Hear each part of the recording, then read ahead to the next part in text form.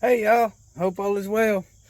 I'm out here tinkering in a big old van again. I took it out for a ride today. Went looked at different lumber yards and such, and nobody's got cedar tongue and groove here in town.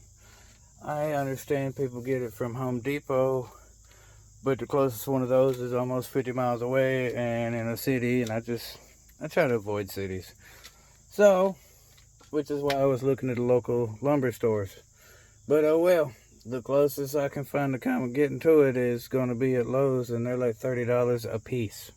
So, and that's like 1 inch thick, and I'm like, yeah, no. So I got to thinking. My sister-in-law one day come up with a whole pile of these boards. They're tongue and groove, and well, that one's probably broken on the end now, but they don't look too bad. I've had them for several months and was gonna do the floor in here, and I got to thinking, with 4 cross members going across this roof, with plenty of places to screw these things to, I could use some of them for the ceiling panel as well. So I've been standing here doing calculations and figuring and mathing and all that, writing on a 2x4, all kinds of measurements and stuff. If my calculations are correct, I need 21 pieces to do the ceiling and 14 for the floor. I'm going to leave more for the floor because, I mean, I don't see how there would be so much less. But anyway, I've got, well, more than 14 plus 21. Anyway, because right there's 15 or 6, let's see.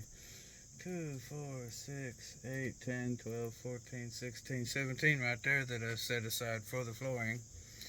And I've got 8 here. I got another 16 there, and probably another 3 or 4 on the counter over there.